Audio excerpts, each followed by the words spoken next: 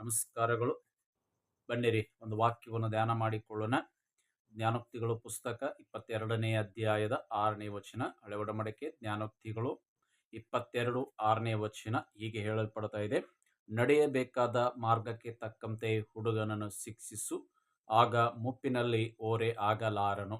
ನಡೆಯಬೇಕಾದ ಮಾರ್ಗಕ್ಕೆ ತಕ್ಕಂತೆ ಹುಡುಗನನ್ನು ಶಿಕ್ಷಿಸು, ಆಗ ಮುಪ್ಪಿನಲ್ಲಿ ಓರೆ ಆಗಲಾರನು ಎಂಬುದಾಗಿ ಇಲ್ಲಿ ಭಕ್ತನಾಗಿರುವಂಥ ದಾವೀದನ ಮಗನಾಗಿರುವಂಥ ಸಲ್ಮೋನನು ಬರೆದಿರುವಂಥ ಒಂದು ಪುಸ್ತಕ.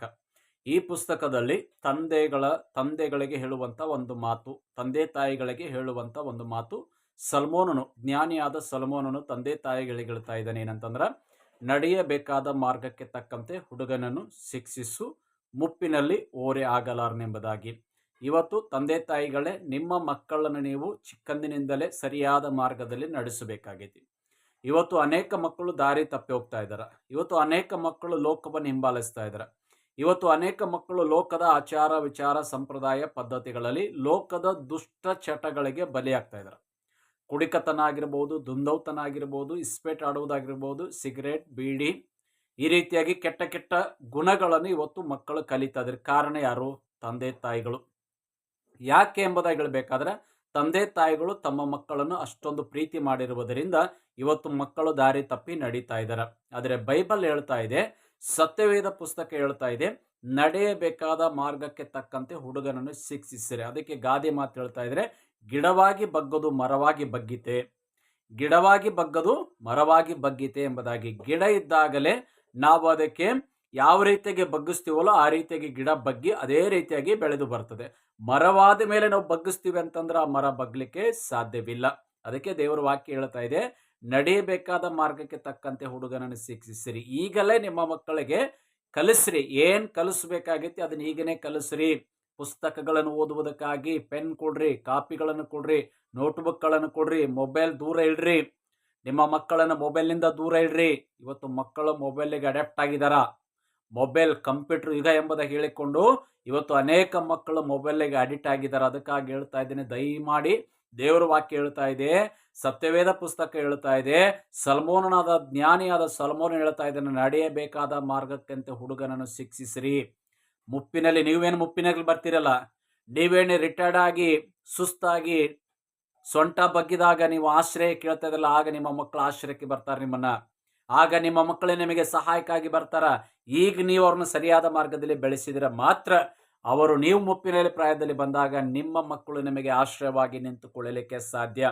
ಈಗ ತಂದೆ ತಾಯಿಗಳಾದ ನೀವು ನಿಮ್ಮ ಮಕ್ಕಳಿಗೆ ಸರಿಯಾದ ರೀತಿಗೆ ಬೋಧನೆ, ಸರಿಯಾದ ಮಾರ್ಗದರ್ಶನ ಕೊಡದೆ ಹೋದ್ರ ಮುಂದೊಂದಿನ ನಿಮ್ಮ ಮಕ್ಕಳು ನಿಮ್ಮನ್ನು ಹೊರಗೆ ತಟ್ತಾರ, ಹೊರಗಾಗ್ತಾರ.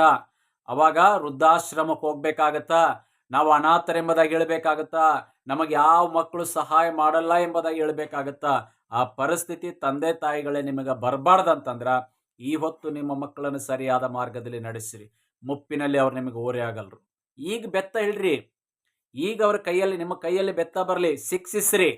ತಪ್ಪಾದ ರೀತಿಯಲ್ಲಿ ನಡೆದಾಗ ಅವ್ರನ್ನ ಶಿಕ್ಷೆ ಕೊಡ್ರಿ, ಅವ್ರನ್ನ ಎಚ್ಚರಿಸಿರಿ, ಗದರಿಸಿರಿ, ತಿದ್ರಿ.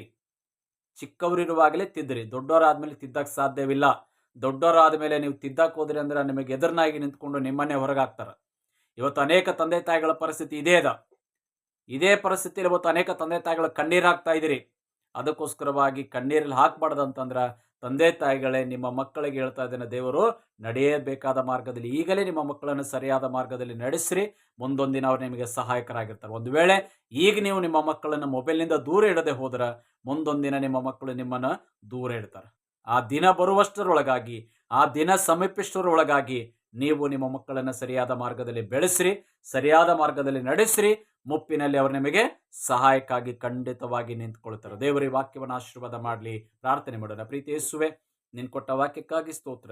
ನಿನ್ನ ಮಕ್ಕಳು ತಮ್ಮ ಮಕ್ಕಳನ್ನು ಯಾವ ರೀತಿಗೆ ಬೆಳೆಸಬೇಕೆಂಬುದಾಗಿ ತಂದೆ ತಾಯಿಗಳಿಗೆ ಕೊಟ್ಟ ವಾಕ್ಯಕ್ಕಾಗಿ ಸ್ತೋತ್ರ. ಆ ವಾಕ್ಯವನ್ನು ತಂದೆ ತಾಯಿಗಳು ಅದರ ಹಾಗೆ ನಡೆದು ತಮ್ಮ ಮಕ್ಕಳನ್ನು ಸರಿಯಾದ ಮಾರ್ಗದಲ್ಲಿ ನಡೆಸುವಂತೆ ಕೃಪೆ ಕೊಡು. ಯೇಸುವಿನ ನಾಮದಲ್ಲಿ ಪ್ರಾರ್ಥಿಸ್ತೇವೆ ತಂದೆ, ಆಮೆನ್.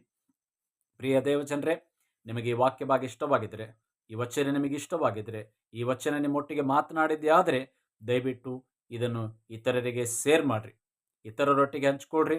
ಅಷ್ಟು ಮಾತ್ರವಲ್ಲದೆ ಕಮೆಂಟ್ ಮಾಡಿರಿ. ಕಮೆಂಟ್ ಬಾಕ್ಸಲ್ಲಿ ನಿಮ್ಮ ಅನಿಸಿಕೆ ಅಭಿಪ್ರಾಯಗಳನ್ನು ತಿಳಿಸ್ರಿ.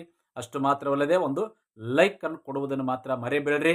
ನಿಮ್ಮ ಅನಿಸಿಕೆ ಅಭಿಪ್ರಾಯಗಳನ್ನು ದಯವಿಟ್ಟು ಕಮೆಂಟ್ ಬಾಕ್ಸಲ್ಲಿ ತಿಳಿಸ್ರಿ. ನಮ್ಮ ಸಾರಾ ಚಾನೆಲ್ಗಾಗಿ, ನಮ್ಮ ಸಾರಾ ಚಾರಿಟಬಲ್ ಟ್ರಸ್ಟ್ಗಾಗಿ ನೀವು ಪ್ರಾರ್ಥನೆ ಮಾಡಿರಿ. ನಿಮ್ಮ ಅನಿಸಿಕೆ ಅಭಿಪ್ರಾಯಗಳನ್ನು ನಮ್ಮ ಒಂದು ಚಾನಲಲ್ಲಿ ನೀವು ಕಮೆಂಟ್ ಮೂಲಕವಾಗಿ ಹಂಚಿಕೊಳ್ಬೇಕೆಂಬುದಾಗಿ ವಿನಂತಿಸುತ್ತಾ ನಿಮ್ಮೆಲ್ಲರಿಗೂ ಧನ್ಯವಾದಗಳನ್ನು ತಿಳಿಸುತ್ತೇನೆ. ನಮಸ್ಕಾರಗಳು.